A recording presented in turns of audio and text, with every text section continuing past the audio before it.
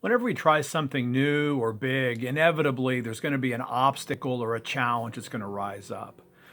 The critical move that we need to make to move forward, though, is to transform the obstacle into an ally that ultimately helps to propel us to achieve our goal or this new piece. And you do it in almost an anti-intuitive way. It's because this is going to be a mindset shift.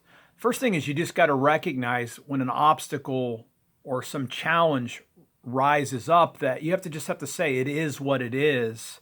But when you say that, that doesn't mean you're giving up. A lot of times when we say it is what it is, that just seems like we're becoming really passive.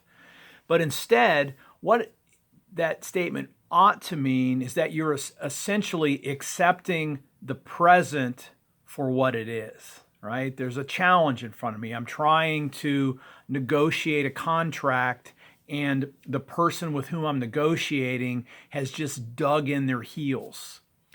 So you accept the fact that that's where the person is, but you're not surrendering your goal. That's the key mental shift. It's not surrender to accept it is what it is.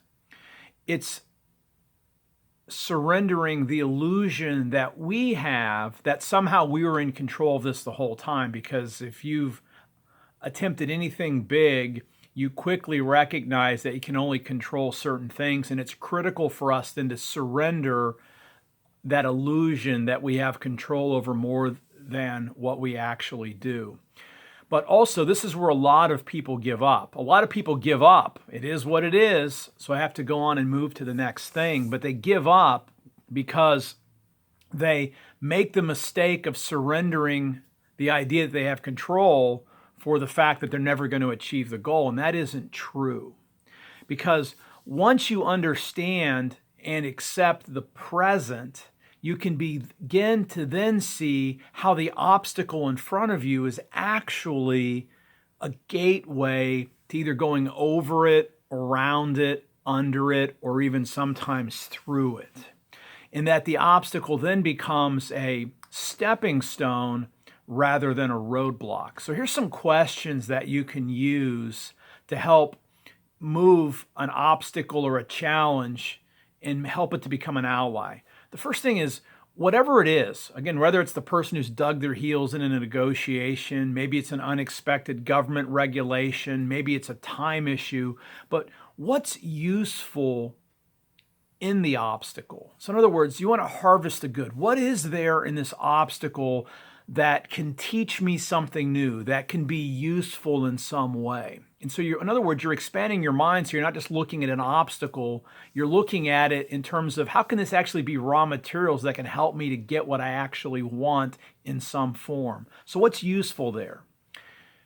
What do I need to learn from this experience, this moment where I'm dealing with this obstacle? And you want to think long term, because just think, if you get good at solving problems and finding solutions, you're always going to be in demand and you're going to be hitting your goals. So what do you need to learn? What can I learn from this?